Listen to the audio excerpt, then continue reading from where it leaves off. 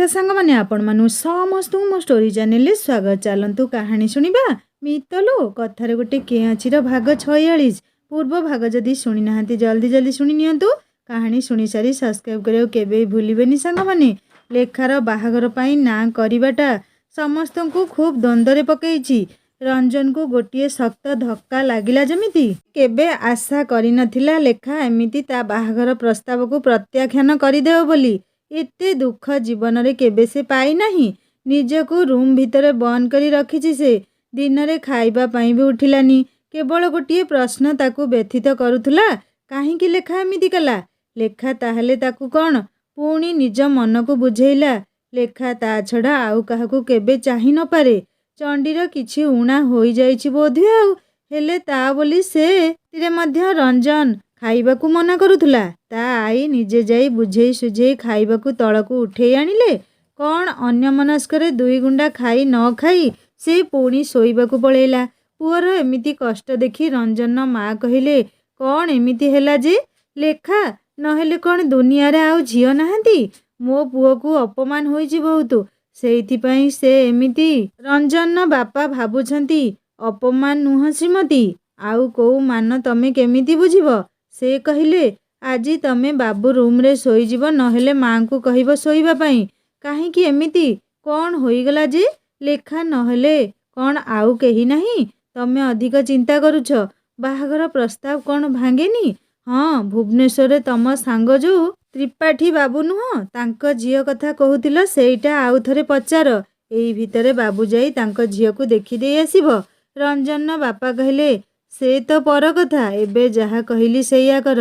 3 दिन बीतीगला हेले रंजन मानसिक अवस्थार किछि परिवर्तन हेलानी। लेखार प्रोजेक्ट रिपोर्ट सबमिट पर से घर को फेरी जीवो। सेठारे केते प्रश्न बाणरे ताकू जर्जरित हेबाकू पड़िबो।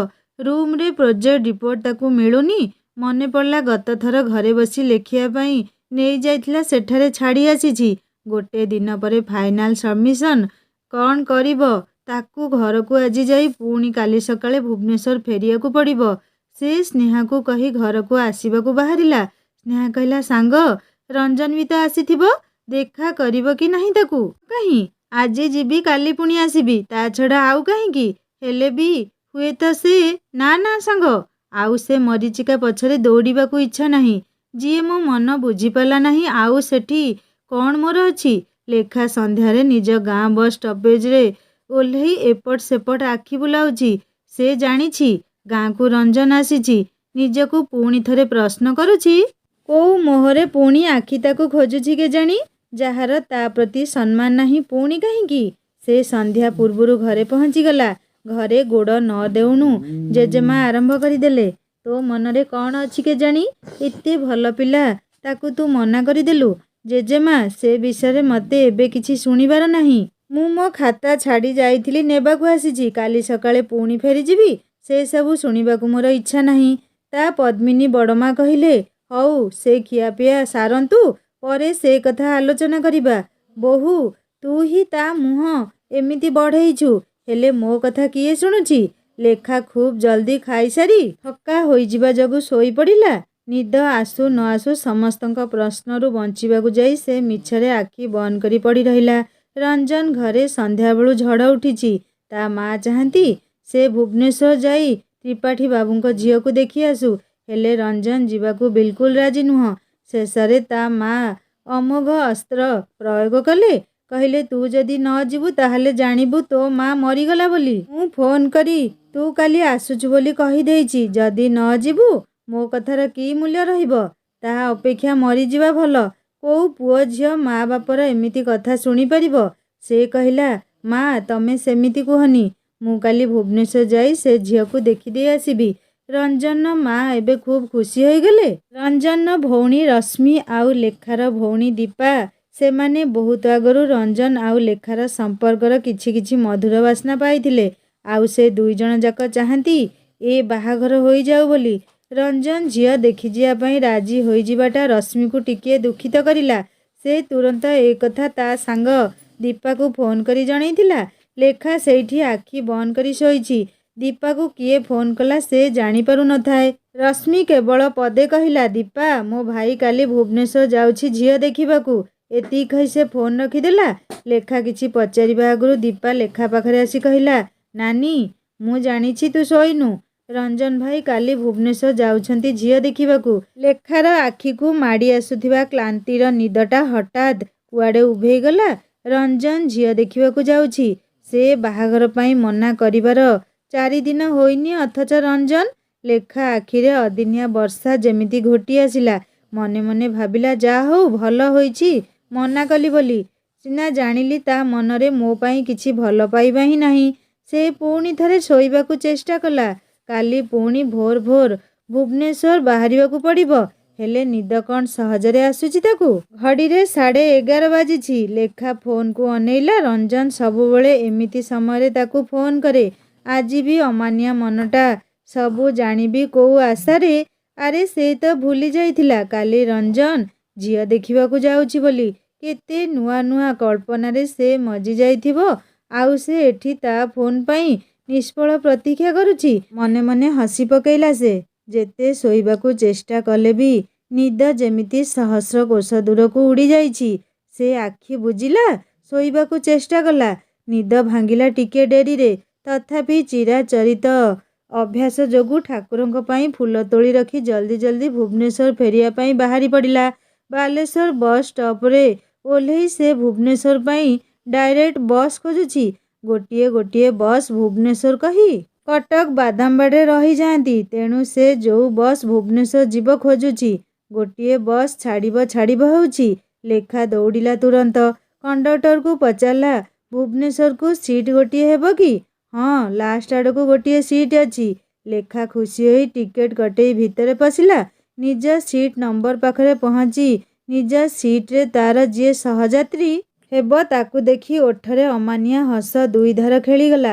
ସେ ଆଉ କେହି ନୁହଁ, ସବୁଠୁ ପ୍ରିୟ ମଣିଷ ତାର ରଞ୍ଜନ ଥିଲା। ସେ ମଧ୍ୟ ଆଜି ଭୁବନେଶ୍ୱର ଯାଉଛି। ରଞ୍ଜନ ବସ୍ ଭିତରେ ନିଜ ପାଖରେ ଲେଖାକୁ ଠିଆ ହୋଇଥିବା ଦେଖି ପ୍ରଥମେ ବିଶ୍ୱାସ କରିପାରିଲାନି। କାରଣ ତା ଜାଣିବାରେ ଲେଖା ତ ଭୁବନେଶ୍ୱରରେ। ହଠାତ୍ ସେ ଏମିତି ଏଠାରେ। ସେ କେମିତି ଜାଣିବ ଲେଖା ନିଜ ପ୍ରୋଜେକ୍ଟ ରିପୋର୍ଟ ଛାଡ଼ି ଯାଇଥିବା ଯୋଗୁଁ ଆଉ ଥରେ ନେବା ପାଇଁ ଆସିଛି। ରଞ୍ଜନ ଉଠି ଛିଡ଼ା ହେଲା ଆଉ ଇସାରାରେ କହିଲା, ଭିତରେ ଝରକା ପାଖରେ ବସ। ଲେଖା ଆଉ କିଛି ନ କହି ଝରକା ପାଖ ସିଟ୍ରେ ବସି ପଡ଼ିଲା। ଆଉ ତା ପାଖରେ ରଞ୍ଜନ। ବାହା ହେବାକୁ ନାଁ କହିବା ପରେ ରଞ୍ଜନ ସହ ତାର ଏଇ ପ୍ରଥମ ଦେଖା। ତା ମୁହଁକୁ ସେ ଆଜି କାହିଁକି କେଜାଣି ସିଧା ଅନେଇ ପାରୁନି।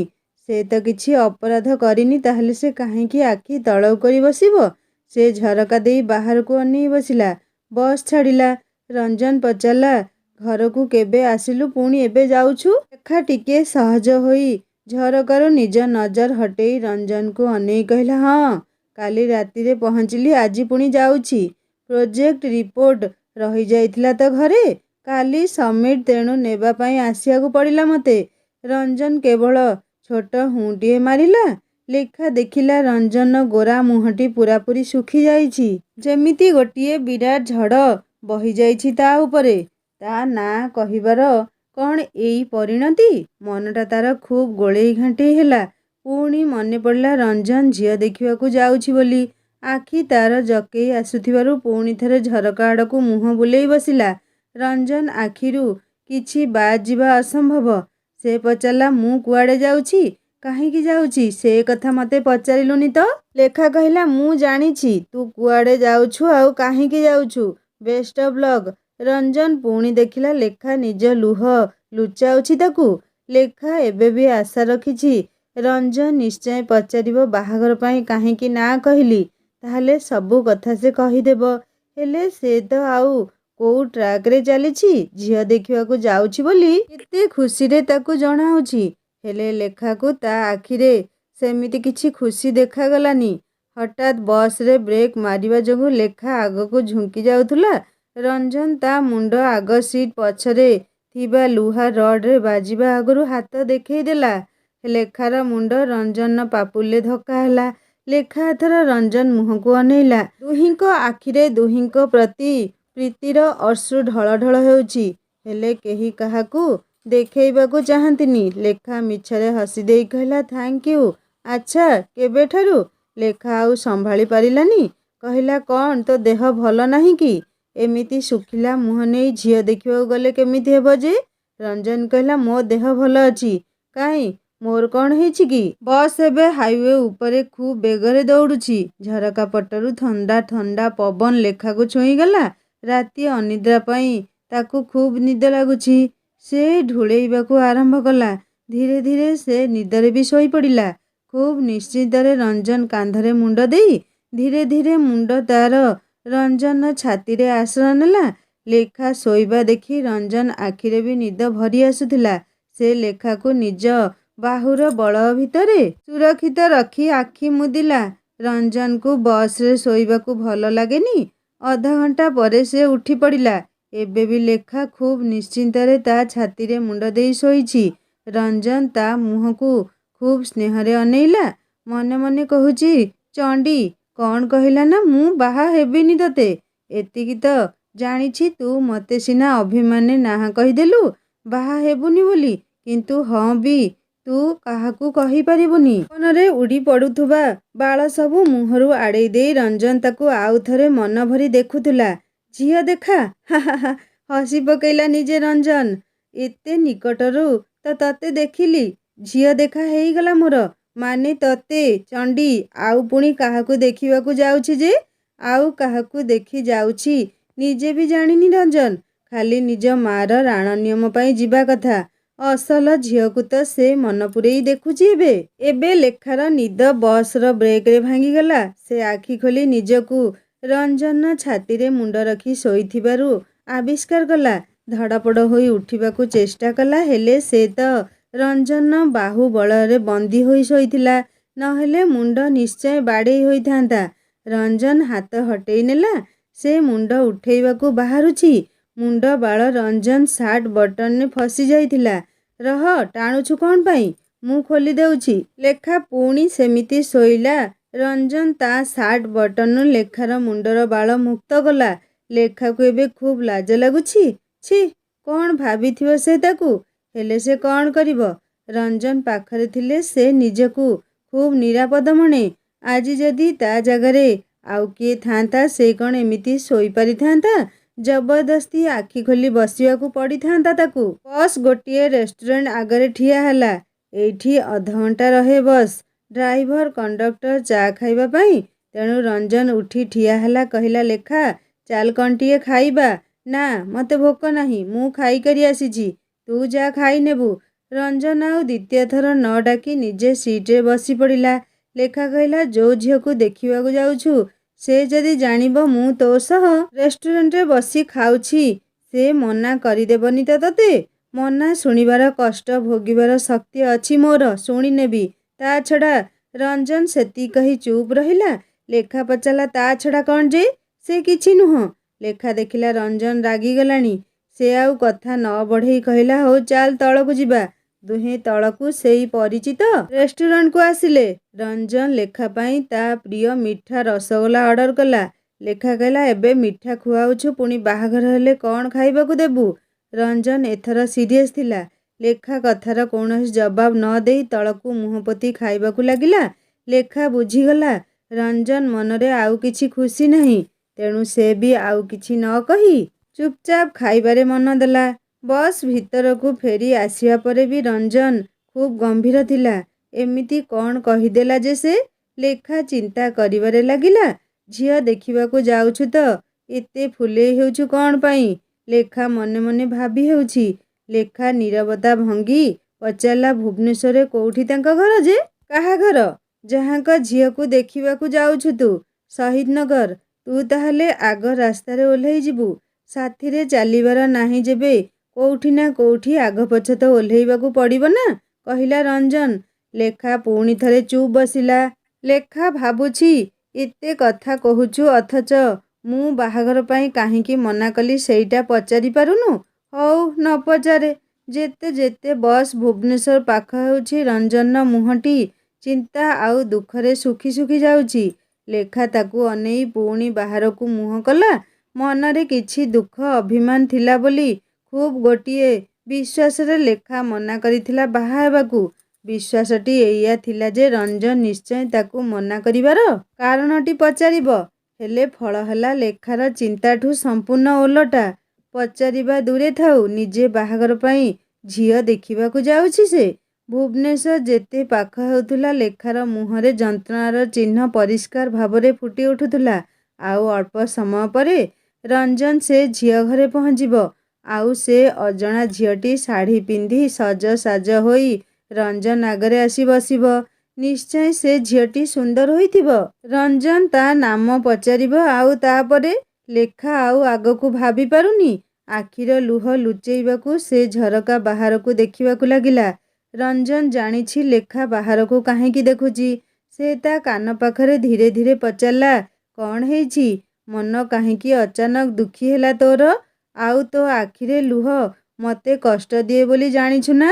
କାହିଁକି କାନ୍ଦୁଛୁ ତୁ? ମୁଁ କାନ୍ଦିବି କାହିଁକି? ବାହାରୁ କ'ଣ ଗୋଟିଏ ଆଖିରେ ପଡ଼ିଗଲା ତ ସେଇଥିପାଇଁ ଲୁହ ବାହାରିଲା। ଓ ଏମିତି କଥା। ଲେଖା ଭାବିଲା, ମୁଁ କାହିଁକି ମୋ ଦୁର୍ବଳତା ରଞ୍ଜନକୁ ଦେଖେଇବି ଯେ? ସେ ଶାନ୍ତ ହୋଇ ପଚାରିଲା, ସେ ଝିଅ ନାମ କ'ଣ? କୋଉ ଝିଅ? ଆରେ ଯାହାକୁ ତୁ ଦେଖିବାକୁ ଯାଉଛୁ ଆଜି। ରଞ୍ଜନକୁ ଏସବୁ କିଛି ଜଣା ନାହିଁ।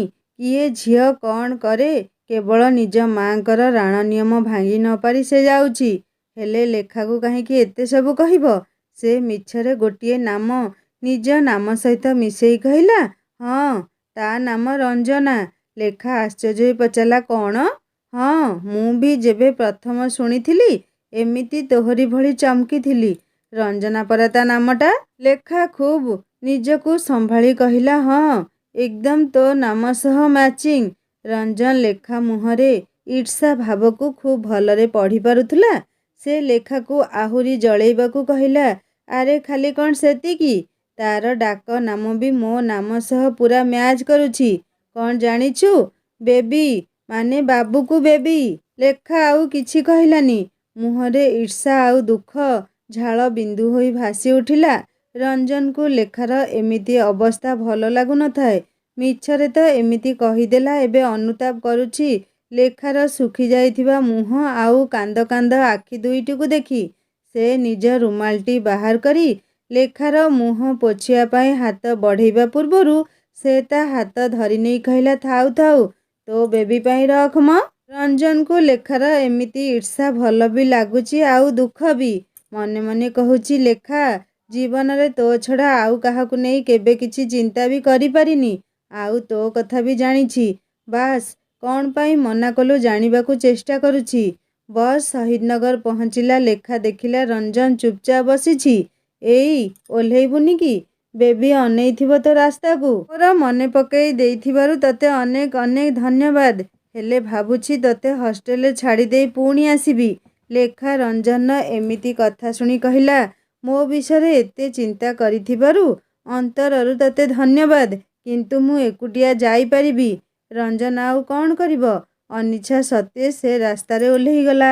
ରଞ୍ଜନ ଗଲା ପରେ ଖୁବ୍ କଷ୍ଟରେ ଲୁଚେଇ ରଖିଥିବା ଲୁହ ପୁଣି ଥରେ ବହିବାକୁ ଲାଗିଲା।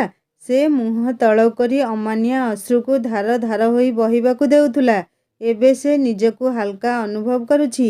ମୁହଁ ଉଠେଇ ଦେଖିଲା ତା ପାଖରେ ରଞ୍ଜନ ପୁଣି ଥରେ ବସିଛି। ସେ ଆଶ୍ଚର୍ଯ୍ୟ ହୋଇ ପଚାରିଲା, ତୁ? ରଞ୍ଜନକୁ ଏମିତି ଲେଖାକୁ ଏକୁଟିଆ ଛାଡ଼ିଯିବାକୁ ଇଚ୍ଛା ନଥିଲା। ସେ ଆଗ ଡୋରରେ ଓହ୍ଲାଇ ପୁଣି ପଛ ଡୋରରେ ବସ୍ ଭିତରେ ଚଢ଼ି ଯାଇଥିଲା। ହଁ ମୁଁ। ଚାଲ ହଷ୍ଟେଲରେ ଛାଡ଼ି ଆସିବି। ଲେଖା ଆଉ କିଛି କହିଲାନି। ରଞ୍ଜନ ତାକୁ ହଷ୍ଟେଲ ପାଖରେ ଛାଡ଼ି ଫେରିବା ବେଳେ ଲେଖା କହିଲା, ଆରାମସେ ଯିବୁ। ହଉ ଯା, ବେବି ଅପେକ୍ଷା କରିଥିବ। ରଞ୍ଜନ ଭାବୁଛି ଚଣ୍ଡୀ ତାନା ମାରିବାକୁ ଜମା ବି ଛାଡ଼ିବନି। ଲେଖା ରୁମରେ ପହଞ୍ଚି ଫ୍ରେଶ ହୋଇ ବସିଛି। ତଳୁ ମେଟ୍ରନ୍ ଚିଲେଇଲା, ଶ୍ରୀଲେଖା, ତମ ଗେଷ୍ଟ ଆସିଛନ୍ତି। ଲେଖା ଭାବିଲା, ଏଇନେ କିଏ ଆସିଲା? ରଞ୍ଜନ ପୁଣି ଥରେ ତ ଫେରି ଆସିଲାନି। ସେ ତଳେ ଯାଇ ଦେଖିଲା। ସେ ରୁମରୁ ଜଲ୍ଦି ଜଲ୍ଦି ଆସି ଦେଖିଲା ବେଳକୁ ମେଟ୍ରନ୍ ପାଖରେ ବିନୟ ବସିଛି। ବିନୟକୁ ଦେଖି ଲେଖା ଭିତରେ ଭିତରେ ଖୁବ୍ ରାଗିଗଲାଣି। ସେ ମିଛରେ ମୁହଁରେ ହସ ଫୁଟେଇ କହିଲା, ନମସ୍କାର ବିନୁ ଭାଇ, ତମେ ଏଠାରେ କାହିଁକି? ମୁଁ ଏଠାକୁ ଆସିପାରିବିନି କି? ଲେଖା ଚୁପ୍ ରହିଲା। ବିନୟ ପୁଣି କହିଲା, ଘରକୁ ଯାଇଥିଲି। ଆଜି ଫେରୁଛି କାଲକାଟା। ଭାବିଲି ତତେ ଦେଖା କରିଦେବି ଆଉ। କାରଣ ଟ୍ରେନ୍ 5 ଘଣ୍ଟା ଲେଟ୍ ଅଛି ତ। ଆଚ୍ଛା, ଶୁଣିଲି ବାବୁ ପାଇଁ ବାହାଘର ପ୍ରସ୍ତାବ ଯାଇଥିଲା, ଆଉ ତୁ କୁଆଡ଼େ ମନା। ଲେଖା ତା କଥା ପୂରା ହେବାକୁ ନ ଦେଇ କହିଲା, ଦେଖ ବିନୁ ଭାଇ, ସେଇଟା ମୋର ଆଉ ରଞ୍ଜନ ଭିତରର କଥା। ସେ ଭିତରକୁ ତମେ ନ ଆସିଲେ ବହୁତ ଭଲ। ଏମିତି କାହିଁକି କହୁଛୁ?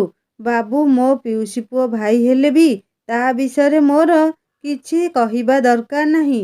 ରଞ୍ଜନ କ'ଣ, ସେ କେମିତିକା ପିଲା ମୁଁ ଆଉ କାହାଠୁ ଶୁଣିବାକୁ ଚାହେଁନି। ମୋଠାରୁ ତାକୁ ଆଉ କିଏ ବେଶୀ ଜାଣିଛି ବୋଲି ବି ଭାବୁନି। ଲେଖା ଭାବୁଛି କେଡ଼େ ସ୍ୱାର୍ଥପର ନିଜ ପିଉସୀ ପୁଅ ନାମରେ ମୋତେ କହିବାକୁ ଆସିଛି।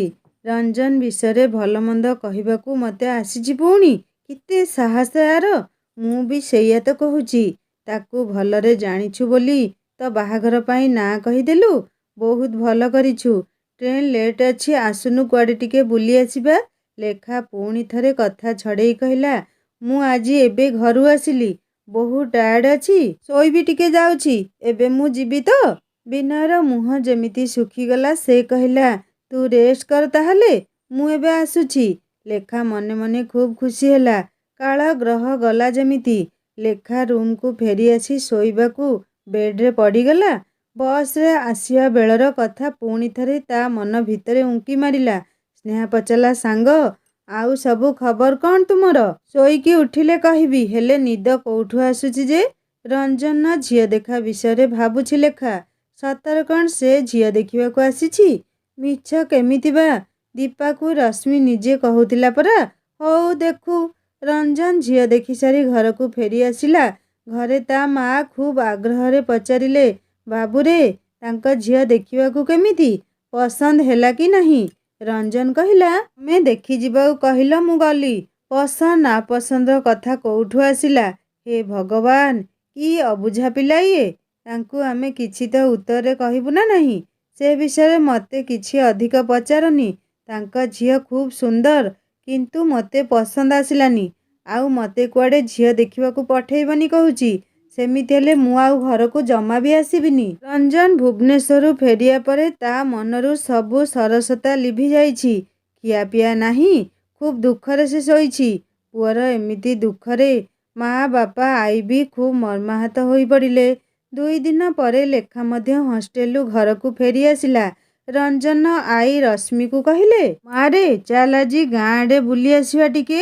ରଶ୍ମି ଆଉ ରଞ୍ଜନ ଆଈ ସିଧା ଆସି ଲେଖା ଘରେ ପହଞ୍ଚିଲେ। ରଞ୍ଜନ ଆଈଙ୍କୁ ଦେଖି ଲେଖାର ଘରେ ସମସ୍ତେ ଟିକିଏ ଅଡ଼ୁଆରେ ପଡ଼ିଗଲେ। କ'ଣ ହେଲା ଏମିତି? ନିଜେ ଆସିଛନ୍ତି ଏମିତି ଅବେଳରେ ପୁଣି? ଆରେ ମାଉସୀ, ଆଜି ଆମ ଘରେ କେମିତି ପାଦ ପଡ଼ିଲା ତୁମର? କହିଲେ ଲେଖାର ମା। କାହିଁକି, ଝିଅ ଘରକୁ କ'ଣ ମା ଆସିପାରିବନି? ହଁ ହଁ ମାଉସୀ, ନିଶ୍ଚୟ। ସେଇଟା କ'ଣ କହିବା କଥା? ରୁମ୍ ଭିତରେ ଲେଖା ଶୋଇଥିଲା। କିଏ ବୋଲି ଉଠିଆସି ଦେଖିଲା ରଞ୍ଜନ ଆଈ। ସେ ଉଠିଆସି ଆଈଙ୍କୁ ଗୋଡ଼ରେ ମୁଣ୍ଡିଆଟିଏ ମାରିଲା। ଆଈ ତା ମୁଣ୍ଡରେ ହାତ ରଖି କହିଲେ, ଅହି ସୁଲକ୍ଷଣୀ ହେଇଥାରେ ମା। ଲେଖା ପଚାରିଲା, କେମିତି ଅଛ ଆଈ? ତମେ ପିଲାମାନେ ଆଈ କଥା କେହି ବୁଝୁଛ ଯେ ଆଈ ଭଲରେ ରହିବ। ଲେଖା ବୁଝି ପାରୁନଥାଏ ସେ କ'ଣ କହିବାକୁ ଚାହୁଁଛନ୍ତି। ଲେଖା ଘରେ କିନ୍ତୁ ସମସ୍ତଙ୍କ ମନରେ ପ୍ରଶ୍ନ, ରଞ୍ଜନ ଆଈ କ'ଣ ପାଇଁ ଆସିଛନ୍ତି ଏଠାକୁ? ହେଲେ କେମିତି ପଚାରିବେ?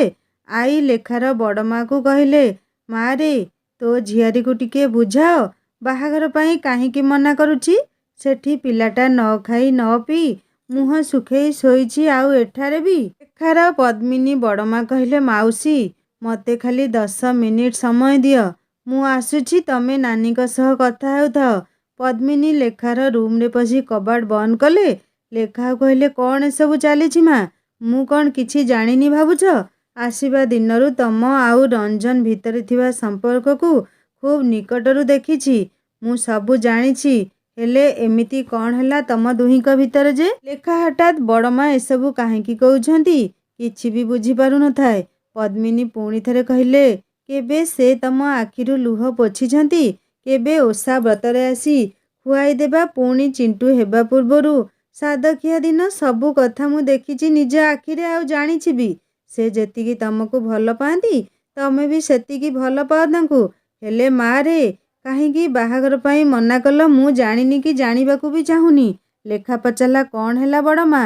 ରଞ୍ଜନ ବି ଠିକ୍ ସେମିତି ତୁମକୁ? ରଞ୍ଜନ ପାଇଁ ଏତେ ଚିନ୍ତା ଯଦି ତୁମର, ବାହାଘର ପାଇଁ ମନା କରିନଥାନ୍ତ? ଜାଣିଛ, ରଞ୍ଜନ ଝିଅ ଦେଖିବାକୁ ଯାଇଥିଲେ। ଆସିବା ପରେ ଖିଆପିଆ କିଛି ନାହିଁ, କାହା ସହ କଥା ବି ନାହିଁ। ତାଙ୍କ ମା ରାଣ ନିୟମ ପକେଇବାରୁ ସେ ଝିଅ ଦେଖିବାକୁ ଯାଇଥିଲେ। କାଲିକୁ ଯଦି ସେଇ ରାଣ ନିୟମ ଦେଇ ତାଙ୍କ ମା ରଞ୍ଜନର ବାହାଘର ଅନ୍ୟ କେଉଁଠି କରିଦେଲେ? କେବେ ଭାବିଛ ଏଇ କଥା? ଥରେ ଆଉ କାହାକୁ ସେ ବାହା ହୋଇଗଲେ ସବୁଦିନ ପାଇଁ ତାଙ୍କୁ ହରେଇ ବସିବ।